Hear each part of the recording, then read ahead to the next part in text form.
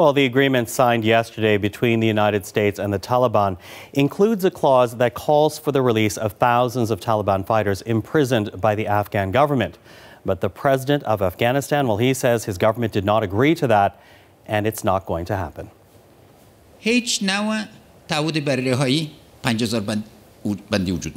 Now, this is the first sign that the agreement, which is supposed to lead to direct talks between the Taliban and the Afghan government, could unravel.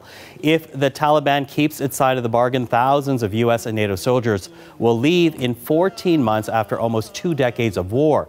Now, in return, the Taliban promised to prevent terrorists from al-Qaeda and ISIS from operating in territory it controls. But the government's refusal to release those prisoners as a precursor to talks could be a major obstacle.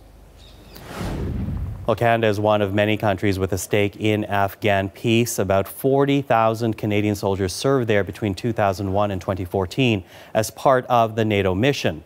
158 Canadian soldiers were killed and 1,800 wounded, and the mission cost Canadian taxpayers an estimated $18 billion.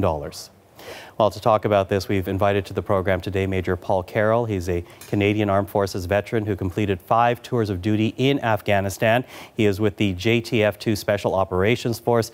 Major, real honor to have you on the program. Thank you for having me. So, I want to begin first and foremost with your thoughts on this peace deal, because already we're having this pushback from the Afghan government that they do not want to release these thousands of Taliban prisoners. What does that say to you about the peace deal that has been signed here? Well, I think it speaks to the history of peace deals with Afghanistan and the stakeholders. It's been on and off the bus since Hamid Karzai first came in 2001.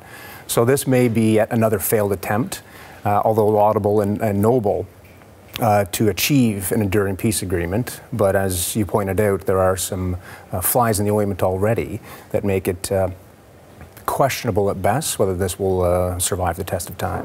Whether it will survive, but how about the spirit in which it has been signed? Do you agree that now is the time to leave Afghanistan? I think the time to have left Afghanistan was a long time ago. The fact that we're getting closer to that is certainly welcomed by myself. I think looking for a military solution to a political problem, that wasn't ever going to happen, and we needed to have that discussion with the stakeholders much, much sooner. Where did it unravel, do you think? In the current iteration? In the current iteration. Well, I think a peace deal being brokered by only 2 of the many stakeholders is going to leave a lot of holes in it. And as President Ghani has pointed out, the Afghan government did not agree to a prisoner release. And if that becomes the first deal breaker, then we're back to square one. Back to square one. You know, as this continues, though, I do wonder about veterans like you. We mentioned the Canadians who were killed and those that were injured, and that doesn't even include the Canadians that still, to this day, deal with PTSD issues.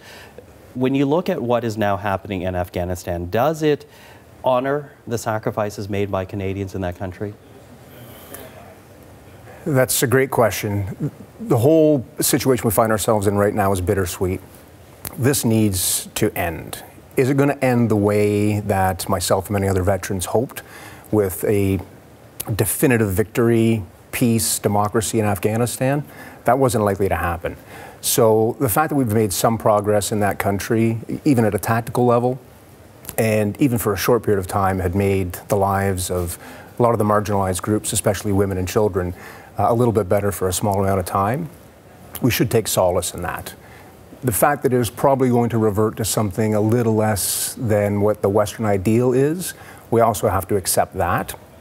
And when Afghanistan is truly ready for its own version of what we would see as a peaceful democratic society, then that will happen, but not imposed from outside.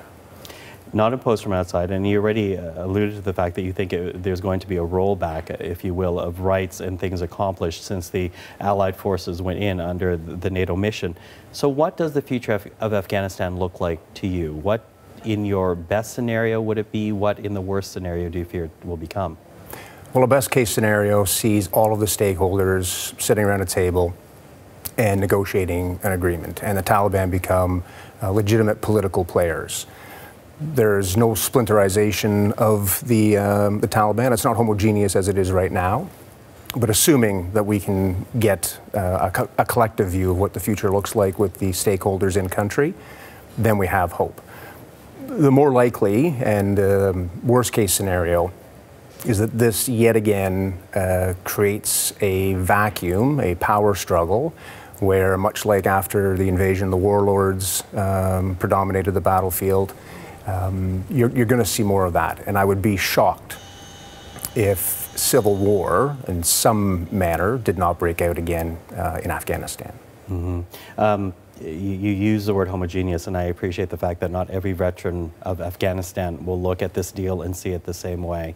But for any veteran who might be watching, from one veteran to another, what would your message be about what the takeaway is in this moment as they look to withdraw all NATO forces outside of Afghanistan? At the risk of pretending to speak for all veterans, those that I am closest with will see this for what it is. We, as the soldiers on the ground, sailors, airmen, did the best we could at a tactical level to deliver on a less than optimal strategy. But in most cases, it was done with the compassion that one would expect from Canadian soldiers abroad. The dignity of all humans being paramount in the Statement of Defence ethics. I think in most cases, Canada and its soldiers, sailors and airmen, proved that time and time again. So for veterans to frame it in that they did the best they could given the circumstances, that's important. The massive victory parade, a clearly defined win, well, we're going to have to resign ourselves to the fact that that probably wasn't ever going to happen. Major, as I said, an honor to speak with you. Thank you for your service. Thank you for being here. Thank you, Michael. And that's Major Paul Carroll, a 24-year Canadian Armed Forces veteran who served 5 tours in Afghanistan. He retired from the military in 2016.